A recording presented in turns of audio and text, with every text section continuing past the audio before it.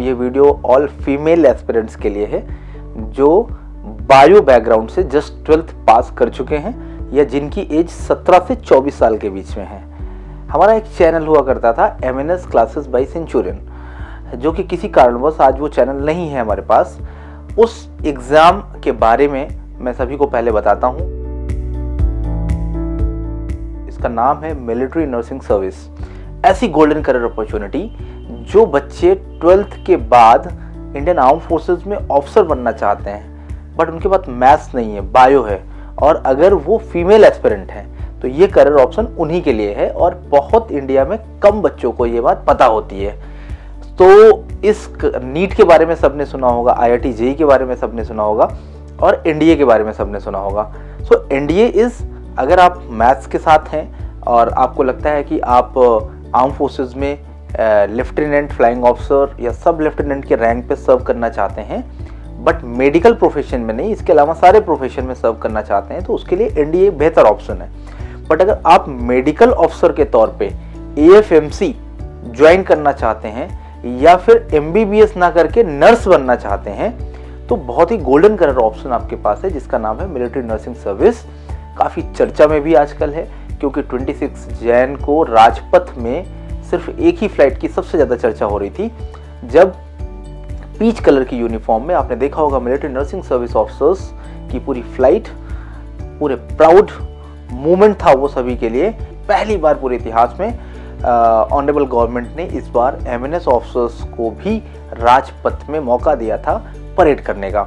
Military nursing service के बारे में मैं सिर्फ यही बताऊंगा कि 2023 में all India rank 1, all India rank 3 और ऐसे 35 प्लस ऑफिसर्स 220 सीट्स होती हैं, जिसमें से 35 plus selection Centurion defence academy ने दिया था।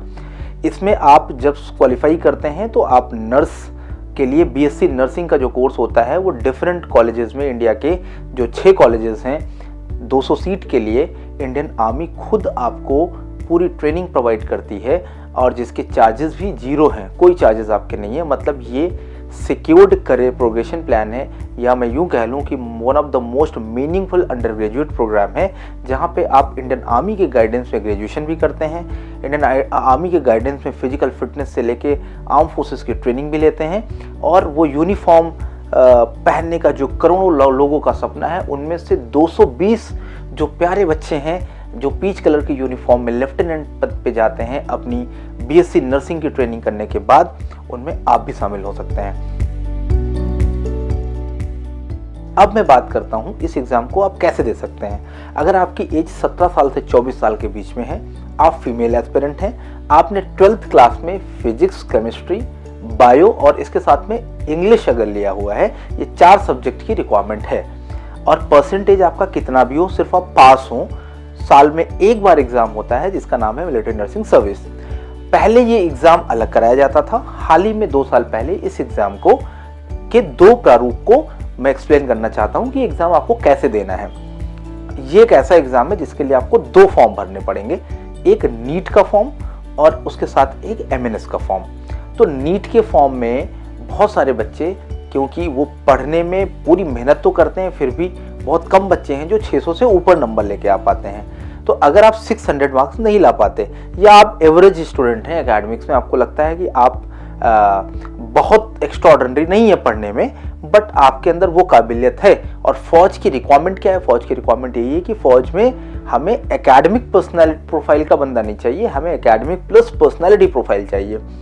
तो MNS उन बच्चों के लिए सबसे बेहतर करियर ऑप्शन है जो पढ़ने में एवरेज हैं, बहुत आउटस्टैंडिंग नहीं है, बट उनकी पर्सनैलिटी अच्छी है, वो डायनेमिक एटीट्यूड वाले हैं, वो स्पोर्ट्स में भी थोड़ा बहुत ठीक ठाक कर रहे हैं, या उनका IQ लेवल अच्छा है, या फिर वो उनके अंदर सेवा परमो धर्मा या सर्विस बिफोर सेल्फ, या यूं कहें टैगलाइन जो MNS का है वो है सर्विस विद स्माइल। ऐसा इंटेंट है जो लोगों को सर्व करना चाहते हैं। तो मिलिट्री नर्सिंग सर्विस का जो रोल है वो यही है कि आप उनको सर्व करते हैं जो देश की सेवा करते हैं। आप मेडिकल प्रोफेशन में आर्म फोर्सेस के कमांड हॉस्पिटल, मिलिट्री हॉस्पिटल्स या स्टेशन मेडिकेयर सेंटर में डिप्लॉय होते हैं, जहां पे आप मेडिकल ड्यूटीज देते हैं, मे बी इमरजेंसी वार्ड में हो या हॉस्पिटल में जो रूटीन ऑपरेशंस होते हैं उनको करने के लिए हो। ये बेहतर करियर ऑप्शन है, और इसके लिए मैंने आपको अभी बताया कि आपकी एज क्या होनी चाहिए, मैंने ये भी बताया कि आपका 12th क्लास का एलिजिबिलिटी क्राइटेरिया क्या है, और ये एग्ज़ाम नीट के थ्रू आपको नीट एग्ज़ाम में अगर लास्ट ईयर 2 सालों की बात मैं करूं तो लास्ट ईयर की अगर मैं सबसे पहले बात कर लूं तो लास्ट ईयर में जिनका 370 380 कट ऑफ गया उनको भी नीट में जिनका कट ऑफ गया उनको फिर एक दूसरा एग्जाम देना पड़ता है जिसका नाम है इंग्लिश और जीके का सीबीटी टेस्ट होता है। सीबीटी मतलब कंप्यूटर बेस्ड टेस्ट होता है जिसमें हम ऑनलाइन एक टेस्ट आपका होता है जिसमें इंग्लिश के कुछ क्वेश्चंस होते हैं और जीके के कुछ क्वेश्चंस होते हैं, वो भी आपको क्वालिफाई करना होता है। तो ये दोनों हो गए क्वालिफाइंग सब्जेक्ट। ये क्वालिफाइंग पेपर्स 2 आपने क्वालिफाई कर लिया। लास्ट आपका होता है एमएनएस का पैनल इंटरव्यू। पैनल इंटरव्यू जहां जहां आपको आर्म फोर्सेस में ऑफिसर कार्डर के लिए ज्वाइन करना है तो वहां आपको इस इंटरव्यू के दौर से गुजरना पड़ता है। आर्म फोर्सेस में अगर आप एमएनएस के अलावा किसी भी पद पे आर्म फोर्सेस में ऑफिसर बनना चाहते हैं तो आपको एसएसबी इंटरव्यू के 5 दिनों के कड़े दौर से गुजरना पड़ेगा।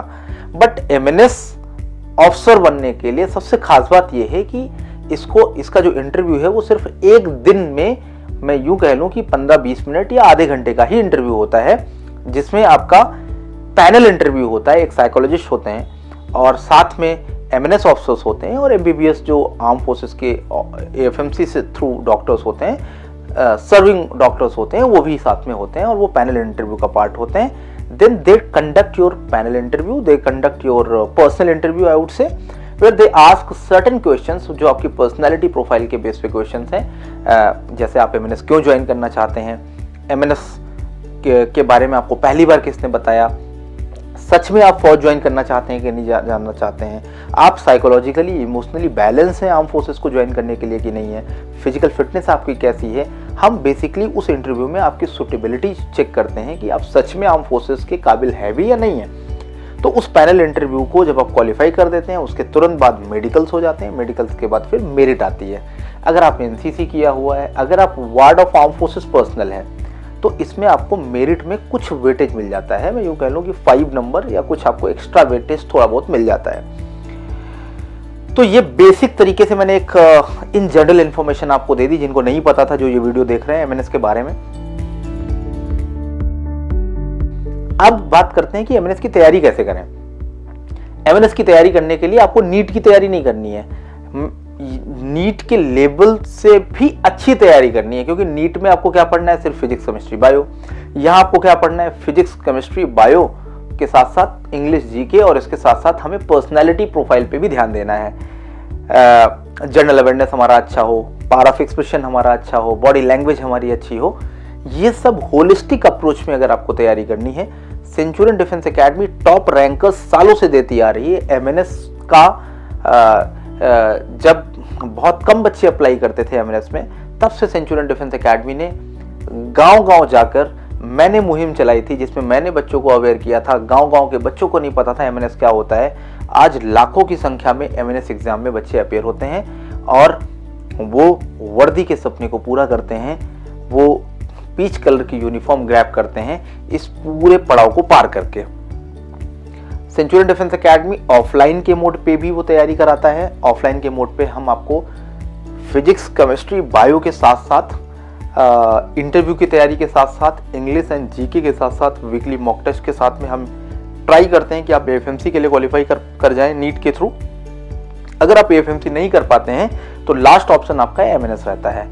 तो आपने इस पूरे वीडियो के दौरान ये समझा होगा कि ये गोल्डन अपॉर्चुनिटी है और इसकी सबसे खास बात ये है कि ये उन बच्चों के लिए नहीं है जो नीट में 650 सिक्योर करते हैं, क्योंकि वो तो एमबीबीएस के लिए चले जाते हैं। दूसरी बात यह है कि ये बहुत कम बच्चों को पता है। तीसरी बात यह है कि काफ़ी अभी 2 महीने पहले इसकी चर्चा हो रही थी कि हम विमेन एम्पावरमेंट की बात तो करते हैं बट मेन एम्पावरमेंट की बात कोई नहीं करता। और एमएनएस ऑफिसर्स का रिक्रूटमेंट अभी देश में ऐसा है जिसमें सिर्फ महिलाओं को दिया गया है या जेंडर बायस्ड किया गया है। इसको लेके कोर्ट में भी काफ़ी रिट पिटिशंस पड़ चुकी हैं जहां पे ये केसेस फाइल किए गए हैं कि इसमें बहुत सारे मेल एस्पिरेंट्स हैं जिनको मौका नहीं मिल रहा है, वो भी क्वालिफाइड नर्स हैं और वो भी जॉब की तलाश में हैं, वो भी मेडिकल प्रोफेशन में आर्म फोर्सेस को सर्व करना चाहते हैं। बट अभी तक अप्रूवल इसका मेल कैंडिडेट्स के लिए नहीं दिया गया है। तो मैं इसको ये भी कह सकता हूँ कि ये फीमेल कैंडिडेट की गोल्डन अपॉर्चुनिटी है, क्योंकि बहुत कम बच्चों को ये बात पता होती है। सिविलियंस के बच्चों को तो एकदम नहीं पता होती है। आर्म फोर्सेस के बहुत सारे बच्चे हैं, ज़्यादातर ये 60-70% आर्म फोर्सेस के बच्चे इस एग्ज़ाम को देते हैं। तो इस एग्ज़ाम के बारे में और डिटेल जानने के लिए और सेंचुरियन की वीडियोस को एक्सप्लोर करिए। एमएनएस के बारे में, एमएनएस की पूरी डिटेल देखिए, इसका नोटिफिकेशन देखिए। और आप भी अगर सच में आप लेफ्टिनेंट की रैंक लेके शॉर्ट सर्विस कमीशन के थ्रू आर्म फोर्सेस में मेडिकल प्रोफेशन में सर्व करना चाहते हैं तो यकीन मानिए it is one of the best career progression plan after class 12th। मैं best wishes to all medical aspirants जो नीट के थ्रू एमएनएस ज्वाइन करना चाहते हैं, and I welcome all of you to the world of Centurion Defence Academy for the quality training to crack military nursing service examination in your first attempt. हमारे results बहुत ही शानदार हैं। Website में आप जाके रिजल्ट्स चेक करेंगे। All India rank 1 last year का हमारा ही स्टूडेंट है, इससे ऑल इंडिया रैंक 3 हमारी स्टूडेंट है। सो प्लीज़ अगर आप सच में तैयारी करना चाहते हैं so definitely team Centurion welcomes you. Thank you, जय हिंद एंड ऑल द बेस्ट।